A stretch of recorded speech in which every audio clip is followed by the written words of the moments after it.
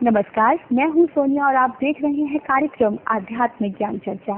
तो आइए शुरुआत करते हैं कार्यक्रम की और जानते हैं विचार जगत गुरु तत्वदर्शी संत रामपाल जी महाराज बनाम परम पूज्य संत महामंडलेश्वर स्वामी ज्ञानानंद जी के विचार। महाराज जी, आपसे यहाँ ये भी जानना चाहेंगे कि गीता जी के अध्याय 4 के श्लोक नंबर 34 में तत्वदर्शी संत से तत्व ज्ञान समझने के लिए कहा है। वह तत्वदर्शी संत कौन है तथा उसकी पहचान क्या है? ये बड़ा गहरा और कुछ जटिल सा प्रश्न है। श्लोक बहुत महत्वपूर्ण है और भगवान श्री कृष्ण की बड़ी सीधी प्रेरणा है इसी श्लोक में। तद्विद्धि प्रणिपातेन परिप्रश्नेन सेव्यः उपदेक्ष्यन्ते ते ज्ञानं ज्ञानिनः तत्वदर्शिनः। भगवान ने कहा उस ज्ञान की प्राप्ति के लिए तो तत्वदर्शी महापुरुष का आश्रय ले। एक बात तो ये है कि भगवान कृष्ण सर्व ज्ञान संपन्न है। तत्वदर्शी महापुरुष वो हैं जिन्होंने तत्व का साक्षात्कार लिया है। तत्व स्वयं परमात्मा है, स्वयं परमात्मा श्री कृष्ण है। श्री कृष्ण ये वाणी बोल रहे हैं, लेकिन फिर भी एक परंपरा का निर्वाह कर रहे हैं कि महापुरुषों के द्वारा ये ज्ञान मिलेगा, गुरु परंपरा से ज्ञान मिलेगा। तो जो तत्वदर्शी की बात है वो बात है कि जो परमात्म तत्व सबके भीतर है, जो चेतन तत्व सबके भीतर है, जिसने उस तत्व से एक रूपता कर ली है, जो केवल जड़ता में नहीं जी रहा, चेतना में जी रहा है, जो केवल बाहर के आकर्षणों में नहीं जी रहा, अंदर उस ईश्वरीय भाव की प्रियता में जी रहा है, वही तत्वदर्शी है। जिसके लिए स्थितियां अनुकूल प्रतिकूल साम्य है, जिसके भीतर अपेक्षा नहीं और मिल गया तो यद रिक्षाला संतुष्टा, मिल गया तो उसका प्रसाद मान करके स्वीकार है और उसका प्रसाद मान के बांटा जा रहा है। तो ये स्थिति जो ऐसा है। और जहाँ तक पहचान की बात है, कैसे पहचाने, देखो पहचान तो जब हम कहीं बैठेंगे तो पहचान हो जाती है जिसकी सन्निधि ईश्वर की ओर आकर्षित करे। यदि हमारे मन की जिज्ञासा है तो उस महापुरुष का भाव हमें ईश्वरीय भाव की ओर प्रेरित करता हुआ दिखेगा। उस महापुरुष की सन्निधि से हमारे भीतर की बुराइयों का दमन होता दिखेगा, भीतर की अच्छाइयाँ प्रकट होती दिखेंगी और हमें भी लगेगा कि इस महापुरुष की स्थिति, आनंद, सहजता हमें भी उस दिव्यता की ओर, उस तत्व की ओर आकर्षित करती हुई दिखेगी। पहचान तो सन्निधि से स्वतः होने लगती है। बाह्य रूप में हम कहें तो बाह्य रूप में लक्षण, बाह्य वेशभूषा पहचान नहीं है, बाहर का कोई लक्षण पहचान नहीं है। पहचान तो अंदर की अवस्था ही है, जो गीता ने स्थित प्रज्ञा के रूप में कही। इस संसार में रह रहा है लेकिन संसार की चाह नहीं है, संसार में रह रहा है लेकिन अनुकूल प्रतिकूल परिस्थितियों में अपने आप को समरखा रखे हुए है।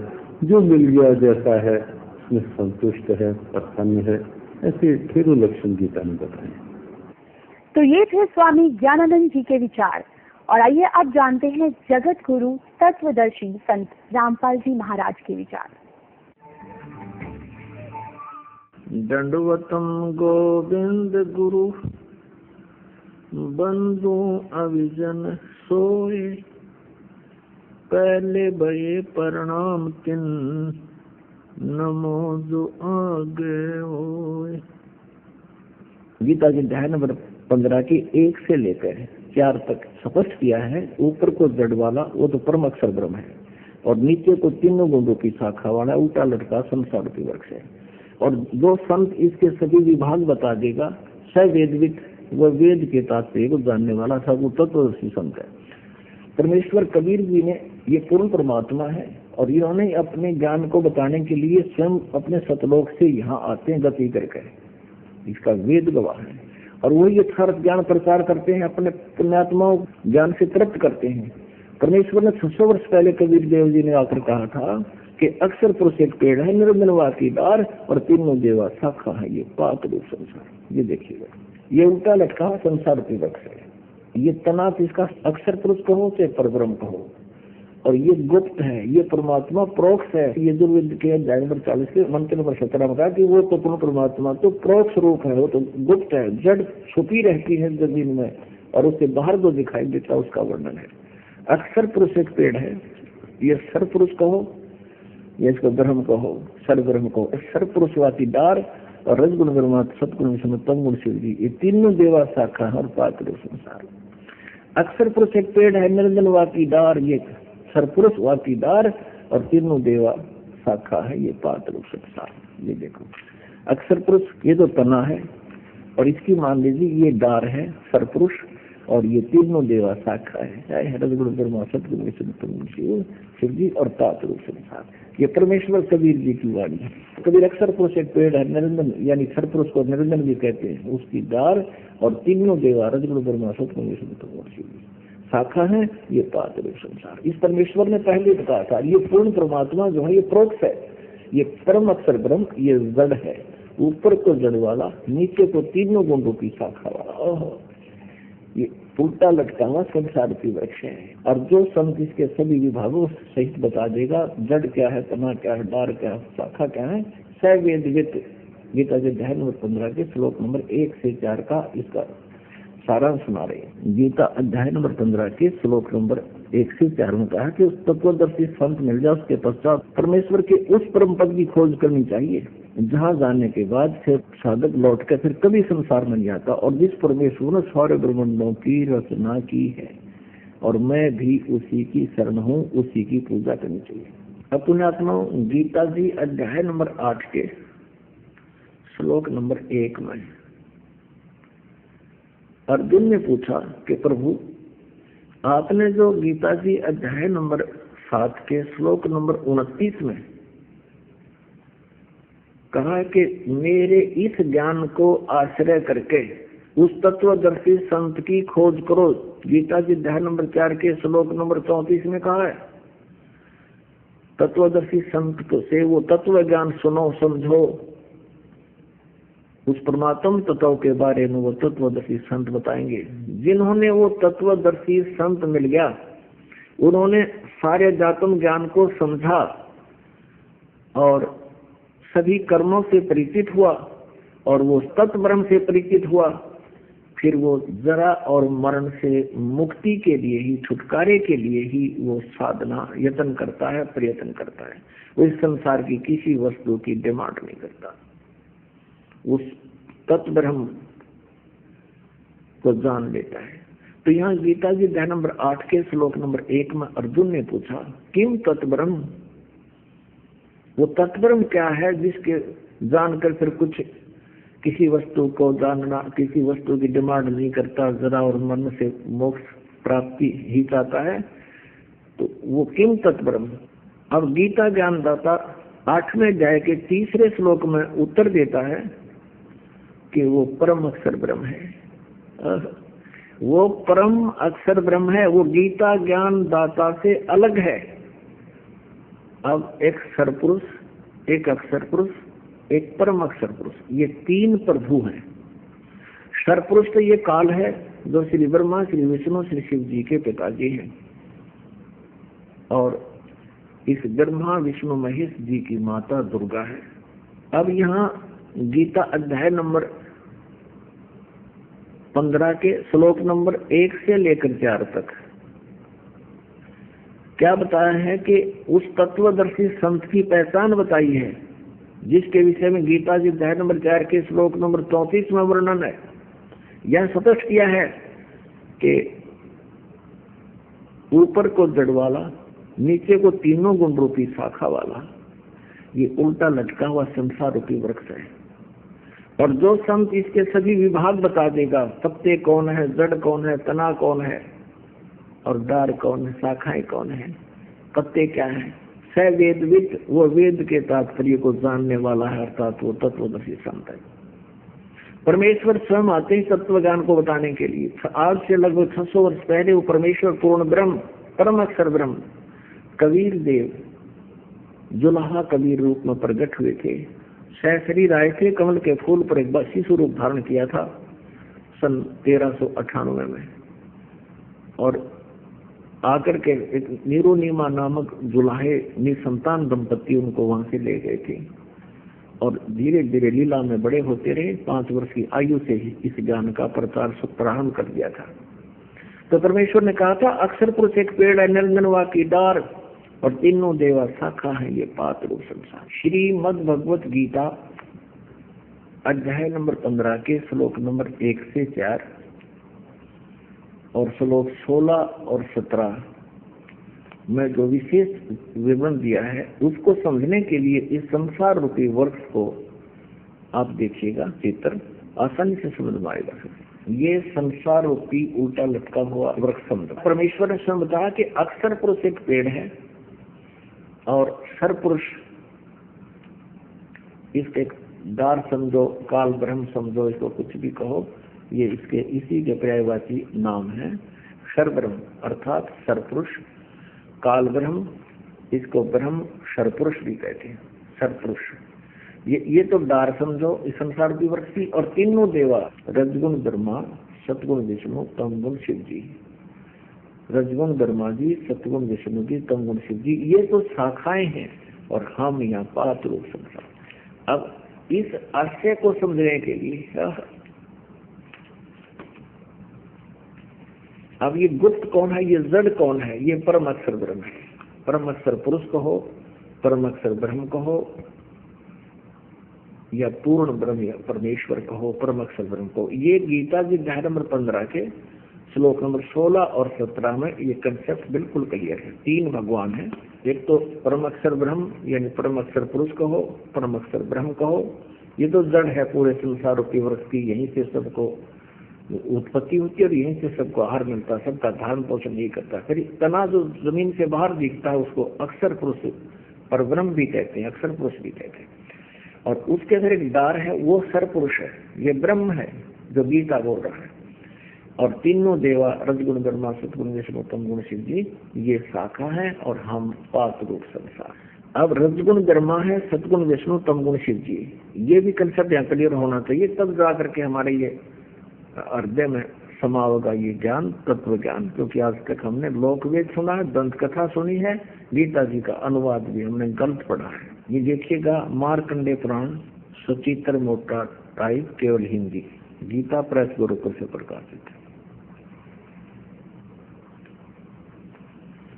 और इसके ये प्रकाशक मुद्रक गीता प्रेस गुरुकुल, इसके 123 पृष्ठ का आप देखिएगा,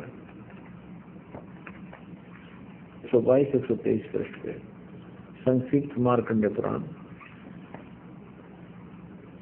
ये है क्रॉक्टू की ने कहा भगवान, ये सारे यही बता रहे हैं।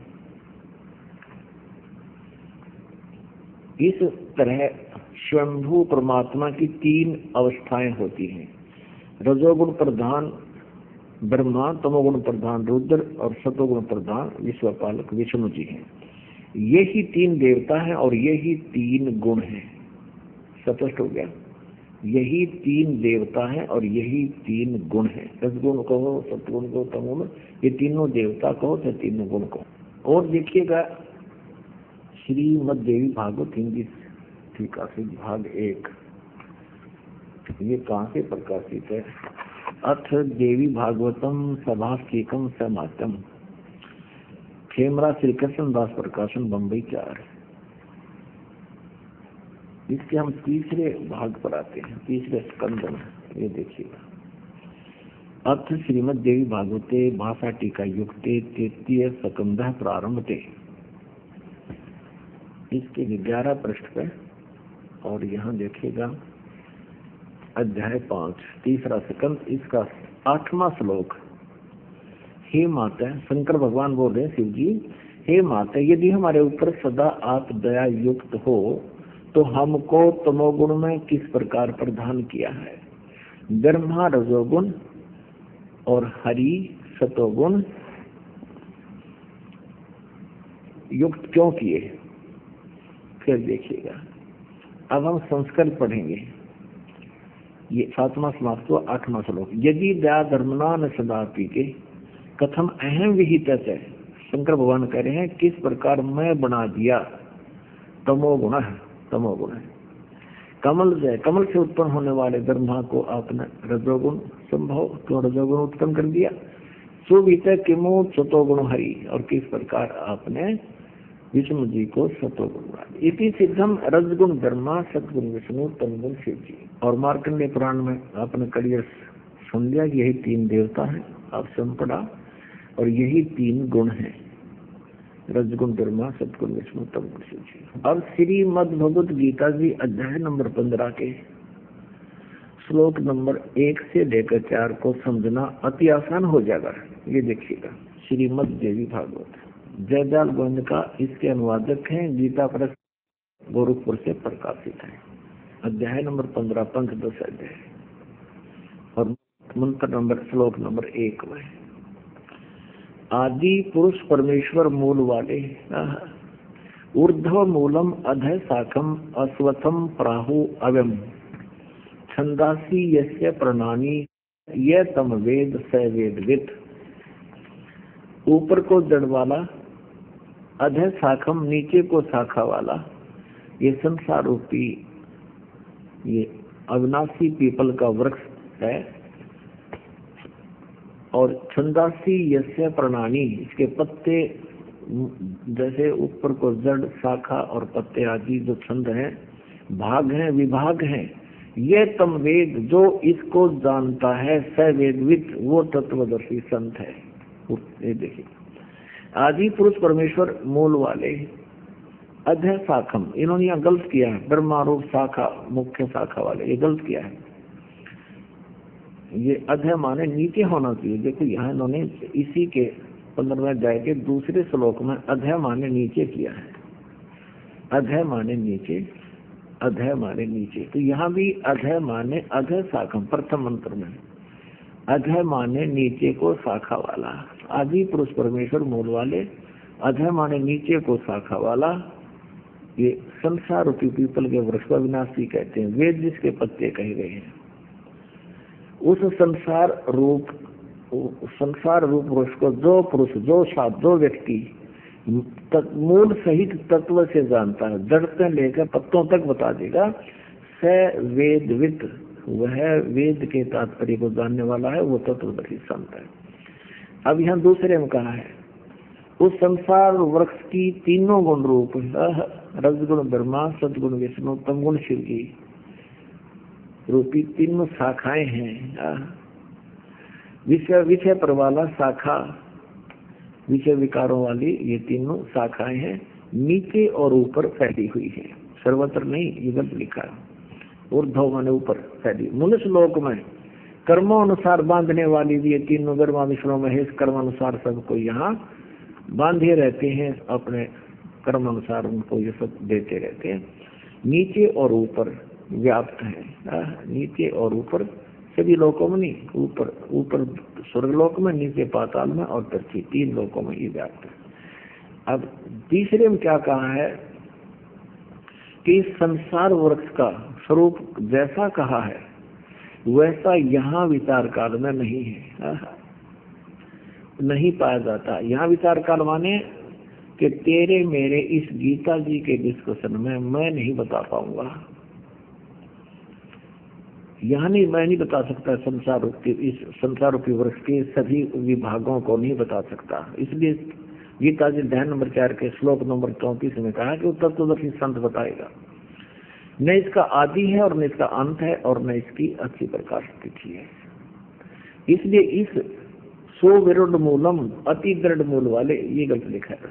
यानी मूल यानी पूर्ण परमात्मा, और उसका लोक तो अविनाशी लोक है, वो कभी नष्ट नहीं होता। इसलिए अति दृढ़ मूल वाले इस संसार रूपी पीपल के वृक्ष को असंख्य शस्त्र, इन्होंने वैराग रूप शस्त्र द्वारा काटकर नहीं, तत्व ज्ञान रूपी शस्त्र द्वारा काटकर, यानी इसको समझ कर, जब तत्वदर्शी संत मिल जाए उसके बाद इसको समझ कर।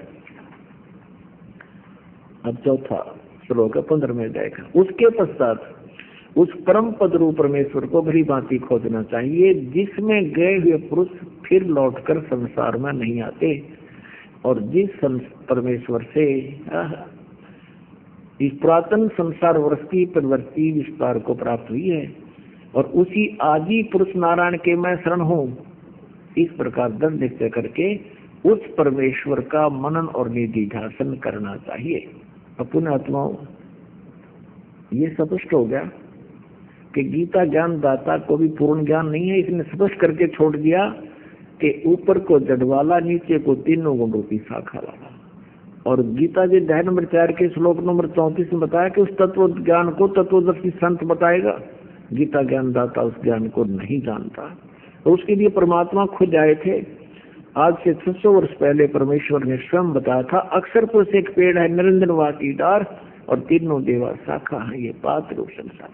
अब इसमें यह भी स्पष्ट किया है, गीता ज्ञान दाता कहता है कि तत्वदर्शी संत मिलने के पश्चात इस उलझी हुई गुत्थी को समझकर उसके पश्चात परमेश्वर के उस परम पद की खोज करनी चाहिए, जहां जाने के बाद फिर लौटकर कभी संसार में नहीं आते, उनका जन्म मृत्यु कभी नहीं होता। वो है वास्तव में परम गति, जो गीता ज्ञान दाता से कोई और परमेश्वर है और वो संत बताएगा। तो पुण्यात्माओं, यहाँ गीता ज्ञान दाता इसलिए गीता जी अध्याय नंबर 7 के श्लोक नंबर 18 में अपनी गति को अनुत्तम अति घटिया कहता है, कति व्यर्थ है, क्योंकि जन्म मृत्यु कहता मेरी भी रहेगी और साधक की भी रहेगी। ब्रह्मलोक में पहुंच जाएगा मेरे ओम नाम के जाप से, और ब्रह्मलोक में गए हुए प्राणी फिर वापस जन्म मृत्यु आते हैं।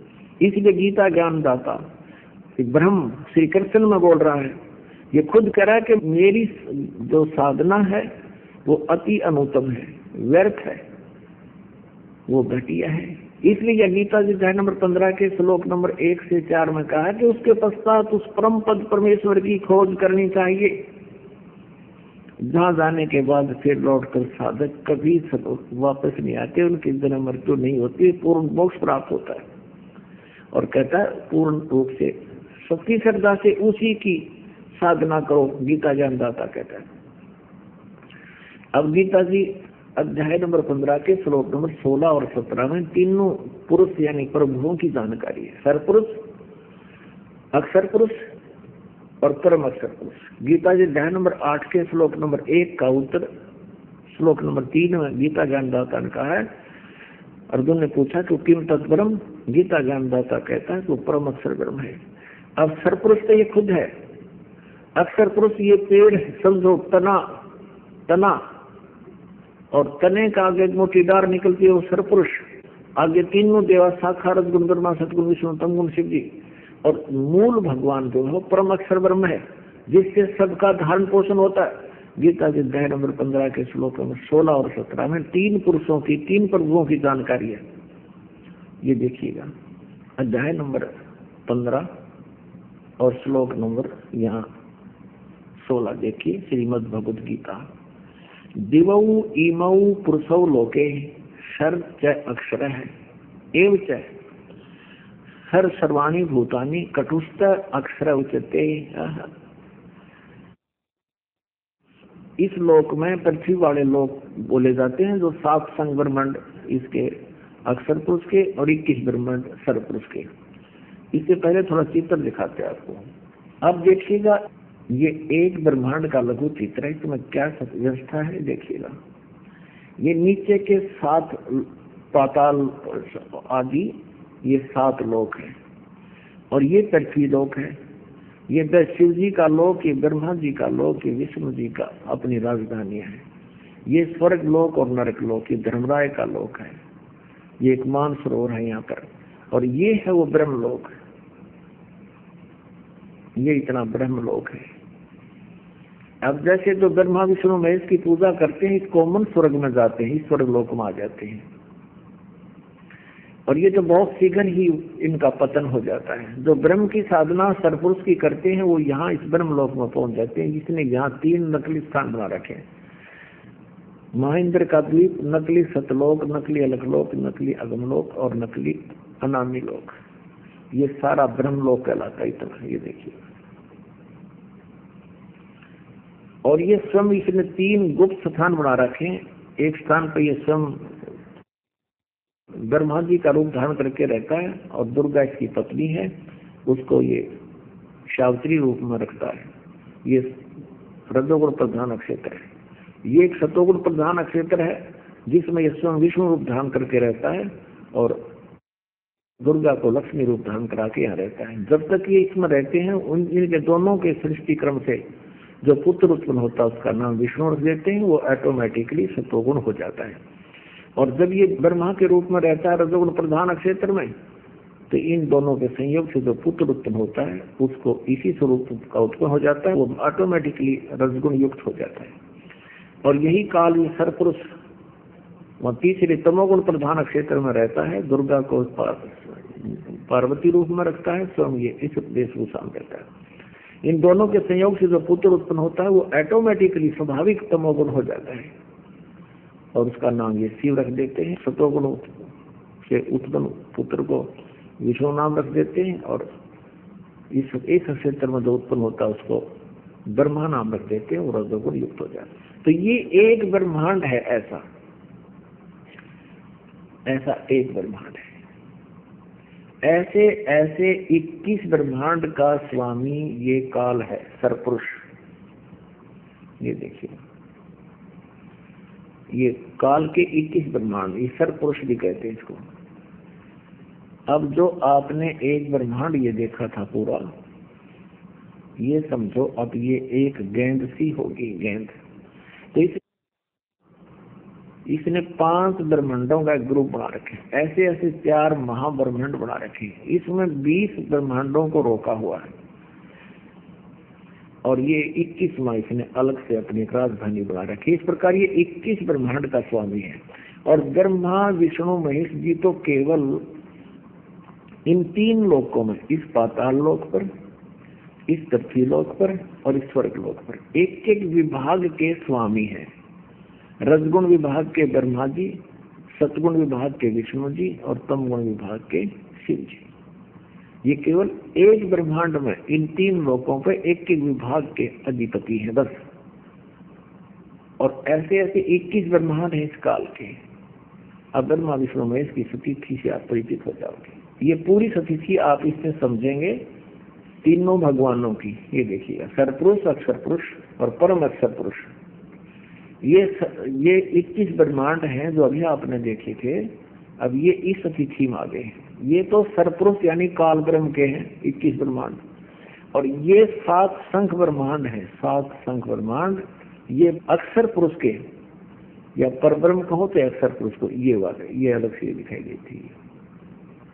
और ये पूरे असंख्य ब्रह्मांड का कुल मालिक, इन पे भी उन सब का जो मालिक है वो परम अक्षर ब्रह्म कबीर देव है। ये परम अक्षर ब्रह्म है, ये सब का स्वामी ये परम अक्षर ब्रह्म है। ये पूरा देखें।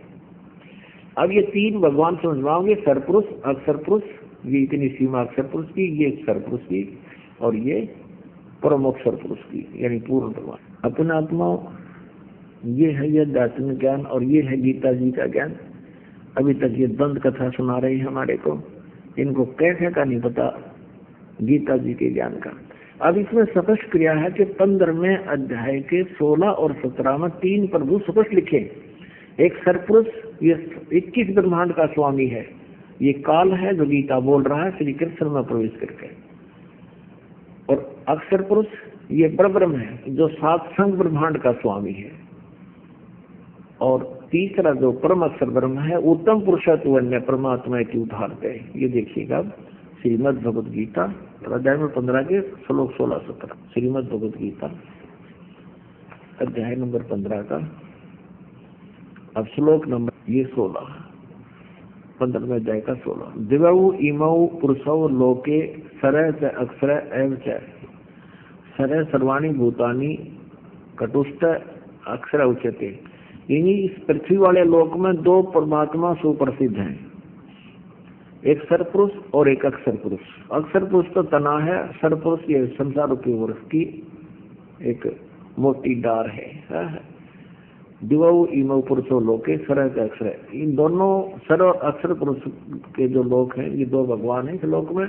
और इनके जितने इनके अंतर्गत प्राणी हैं उनके स्थूल शरीर तो नाशवान है, सब प्राणी नाशवान है, जीव आत्मा आत्मा सबकी अमर है। यहाँ देखिएगा, अब देखिएगा अध्याय नंबर 15 का 16वां श्लोक इन्हीं के अनुवाद सुनाते हैं। इस संसार में नाशवान और अविनाशी भी ये दो प्रकार के पुरुष हैं, प्रभु हैं, दो प्रकार स्वामी हैं। संपूर्ण प्राणियों के शरीर तो नाशवान है और जीवात्मा अविनाशी कहा जाता है। अभी 17वें में कहा है उत्तम पुरुष है तो अन्य, उत्तम पुरुष है तो अन्य परमात्मा इति उदाहरत है, ये लोक तरम आविष्य विवर्ती अवैश्वर है।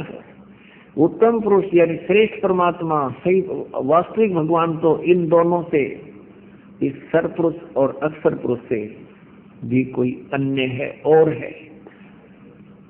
चंद्रमा का 17वां स्पष्ट कर रहा है और उसको भगवान कहते हैं, वो परमात्मा कहलाता है। ये लोग तरह अवश्य वृत्ति, जो तीनों लोगों प्रवेश करके सबका धारण पोषण करता है, वो अव्यय ईश्वर है, वो अविनाशी परमात्मा है। अब पुण्यात्माओं ये स्पष्ट हो गया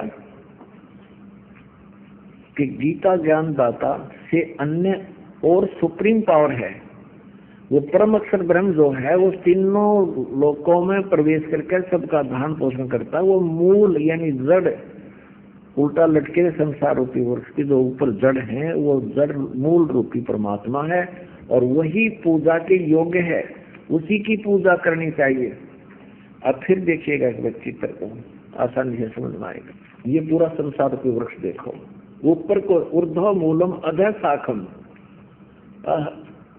ऊपर को मूल परमात्मा रूपी जड़ वाला और नीचे को तीनों गुण रूपी शाखा वाला। गीता ज्ञान दाता ने केवल इतना ही बताया, ऊपर को तो जड़ है, वो समझो पूर्ण परमात्मा है और नीचे तीन गुण रूपी शाखा है।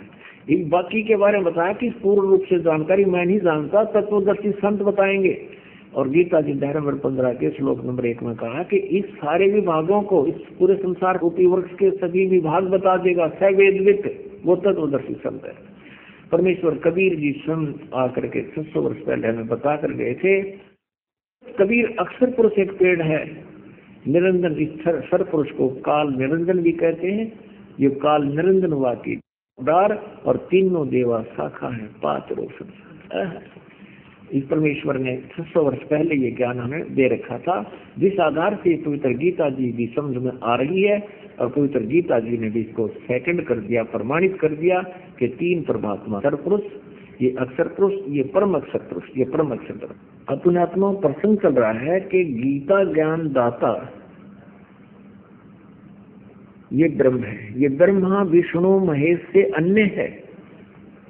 गीता ज्ञान श्री कृष्ण नहीं दे रहे, श्री कृष्ण में प्रवेश करके ये ब्रह्म काल दे रहा है और यही विष्णु रूप धारण कर लेता है, ये कभी शिव रूप धारण कर लेता है, कभी ब्रह्मा रूप धारण कर लेता है। और जनता भ्रम में पड़ जाते हैं साधक के ये विष्णु सतोगुण विष्णु भगवान ही पूर्ण परमात्मा है, लेकिन ये होता है काल। अब देखिए विष्णु पुराण में एक और प्रमाण देते हैं, श्री विष्णु पुराण गीता प्रेस गोरखपुर से प्रकाशित, इसके प्रथम अंश अध्याय 22 और ये प्रश्न नंबर 102 श्री विष्णु पुराण और 58वां श्लोक स्पष्ट कर रहा है। हे ब्रह्मन, ब्रह्मा विष्णु और शिव ब्रह्म की प्रधान शक्तियां हैं, ओह उसे नौन देवगण है। यानी ब्रह्मा विष्णु शिव से ब्रह्म अलग है, ये काल है, ब्रह्मा विष्णु महेश का पिता है। अब प्रसंग ये चल रहा है कि जो कृष्ण कृष्ण हरे हरे राधे राधे ओम नमः शिवाय ओम भगवते वासुदेव नमः, या कोई भी मंत्र, इस जैसे गीता जी अध्याय नंबर 8 के श्लोक नंबर 13 में गीता ज्ञान दाता ये ब्रह्म श्री कृष्ण में प्रवेश करके बोल रहा है कि ओम इति एकाक्षरम ब्रह्म व्यवहारम माम अनुस्मरण, ये प्रयाति तदन देहम सयाति प्रमाणवती। मुझ ब्रह्म का एक ओम अक्षर है, नथिंग एल्स, यह एक ओम अक्षर है और इसका उच्चारण करके सिमरन करता हुआ यह प्रयाति तदन देहम सयाति प्रमाणवती, मेरे से यानी ब्रह्म से ओम नाम के जाप से मिलने वाली गति जो ब्रह्म लोक है वो इससे प्राप्त होगी। आपको बता दिया। अध्याय नंबर 8 के गीता जी के मंत्र 16 में स्पष्ट किया है कि ब्रह्मलोक पर्यंत भी प्राणी सभी जन्म मृत्यु में आते हैं, पुनरावृत्ति में। यानी इसलिए गीता जी अध्याय नंबर 7 के श्लोक नंबर 18 में गीता ज्ञानदाता ने अपनी परम गति को, अपनी गति को भी अनुत्तम कहा है। इसलिए गीता जी अध्याय नंबर 15 के श्लोक नंबर 1 से 4, 16, 17 और अध्याय नंबर 18 के श्लोक 62 में गीता ज्ञानदाता किसी अन्य परमात्मा की साधना करने को जोर दे रहा है और कह रहा है कि उसकी साधना करने से ही तेरा परम गति होगी, पूर्ण मोक्ष होगा, फिर जन्म मृत्यु कभी नहीं होगी। अब गीता ज्ञानदाता 8वें अध्याय के प्रथम श्लोक में अर्जुन ने जो प्रश्न किया कि आप जी ने 7वें अध्याय के गीता जी के 29 मंत्र में श्लोक में कहा है कि उस तत्ब्रह्म को जानकर, सारे अध्यात्म को जानकर, पूरे उस कर्म से परिचित होकर प्राणी केवल जरा और मरण से, बुढ़ापे और मृत्यु से छूटने का प्रयत्न करता है। तो 8वें अध्याय के प्रथम मंत्र में अर्जुन ने पूछा किम तत्ब्रह्म, उसका उत्तर दिया 3रे श्लोक में गीता ज्ञानदाता ने कि वो परम अक्षर ब्रह्म है, वो जड़ रूपी भगवान है, उसी की पूजा करने से कभी जन्म मृत्यु नहीं होगा। अब गीता जी अध्याय नंबर 8 के श्लोक नंबर 5 और 7 में गीता ज्ञानदाता कहता है अपनी साधना के, मेरी साधना कर, मेरी भक्ति कर, मुझे ही प्राप्त होगा। तो युद्ध भी कर और मेरी शरण में रहना है तो मेरा ओम नाम है और मेरी भक्ति कर। फिर गीता जी अध्याय नंबर 8 के श्लोक नंबर 8, 9, 10 में उस परम अक्षर ब्रह्म की साधना के विषय में बताया है कि उसकी साधना करनी है। वो परम अक्षर ब्रह्म है, दिव्य पुरुष है, उसकी साधना करने वाला प्राणी उस परमेश्वर के पास चला जाता है। और उसका क्या मंत्र है? गीता जी अध्याय नंबर 17 के श्लोक नंबर 23 में कहा है ओम तत्सत इति निर्देश है। ब्रह्म ने त्रिविध समर्थ है। ब्रह्म ने माने सच्चिदानंद घन ब्रह्म का, त्रिविध माने 3 प्रकार से सिमरण करने का। इस ओम तत् सत, इस 3 मंत्र के जाप का निर्देश है। निर्देश माने नथिंग एल्स, और कोई मंत्र नहीं है। अब यहाँ ओम तो ब्रह्म का, सरपुरुष का मंत्र है, तक अंडरस्टूड है, इसने क्लियर कर रखा है। और तत् ये अक्षर पुरुष का, और सत है ये परम अक्षर पुरुष का, परम अक्षर ब्रह्म का। तत् ये गुप्त है, सांकेतिक है, और सत भी सांकेतिक है। ओम सार्वजनिक है। इसलिए गीता ज्ञानदाता ने ऑप्शन छोड़ रखा है 4थे अध्याय के 34वें श्लोक में कि उस ज्ञान को जो 4थे अध्याय के 32वें श्लोक में ब्रह्म ने मुखे, सच्चिदानंद घन ब्रह्म के मुख से जो उच्चारित ज्ञान है, परमात्मा ने स्वयं आकर बोला हुआ कबीर वाणी में जो ज्ञान है, उस ज्ञान को तू तत्वदर्शी संतों के पास जाकर समझ। वो तत्वदर्शी संत उस परमात्म तत्व का तुझे ज्ञान बताएंगे। तो ये 3 मंत्र के जाप का जो कोड वर्ड है, ओम को छोड़कर तत्व और सत्य, ये कोड वर्ड है, ये गुप्त सांकेतिक शब्द है, ये दास बताएगा। इस दास के अतिरिक्त 21 ब्रह्मांड में आज किसी के पास ये राज नहीं है। परमेश्वर कबीर देव ने, पूर्ण परमेश्वर ने, परमेश्वर ब्रह्म ने इस दास को ये ज्ञान दिया हुआ है और ये मंत्र दिए हैं। तो यहाँ बताया कि उस परम अक्षर ब्रह्म की साधना करने से पूर्ण मोक्ष होगा और फिर जन्म मृत्यु कभी नहीं होगी। उसका 3 मंत्र के जाप का निर्देश है, उसको पाने का, उसकी प्राप्ति का मंत्र है ये। यानी इस साधना से वो मिलेगा। ओम ब्रह्म का जाप है और तत् ये सांकेतिक है, ये अक्षर पुरुष यानी अक्षर ब्रह्म का, और सत्य भी सांकेतिक है, परम अक्षर ब्रह्म का, उस परम अक्षर पुरुष का। 3 प्रकार से इनकी साधना होती है। त्रिविध समर्थ है, 3 प्रकार से इसका सिमरण होता है। अपने आत्मा आप आसानी से समझ लोगे कि ये संत कहाँ खड़े हैं, आपको ये कहाँ डुबो रहे हैं। जब हरे कृष्ण कृष्ण कृष्ण हरे हरे राधे राधे श्याम मिला दे, ओम नमः शिवाय, ओम भगवते वासुदेव नमः, ये सारे दंत कथाएं हैं। इनके पास किसी के पास भी तत्व ज्ञान नहीं और मोक्ष मार्ग नहीं है। ये इस मानव मात्र के ये नाशक है। महाराज जी, यहाँ एक बात आपसे और जानना चाहेंगे कि तीर्थ, व्रत, तर्पण एवं श्राद्ध निकालने से कोई लाभ है या नहीं गीता के अनुसार? लाभ निश्चित है। यदि बात वही है, यदि हमारा भाव है तो तीर्थ में जाने का लाभ है। तीर्थ क्या है? जहाँ स्वयं परमात्मा या परमात्मा को कोई कृपा पात्र भक्त उसकी तपा स्थली, वही तीर्थ बने। तो ये थे स्वामी ज्ञानानंद जी के विचार। और आइए अब जानते हैं जगत गुरु तत्वदर्शी संत रामपाल जी महाराज के विचार। दंडवतम गोविंद गुरु बंधु अविजन सोए, पहले भये प्रणाम तिन नमो जो आगे होए। किसी ने प्रश्न किया इस श्री कृष्ण भगत से कि तीर्थ व्रत तर्पण श्राद्ध निकालने से कोई लाभ है या नहीं। अब ये उत्तर देते हैं कि यदि श्रद्धा से आप तीर्थ पर जाते हो तो आपको पूर्ण लाभ मिलेगा।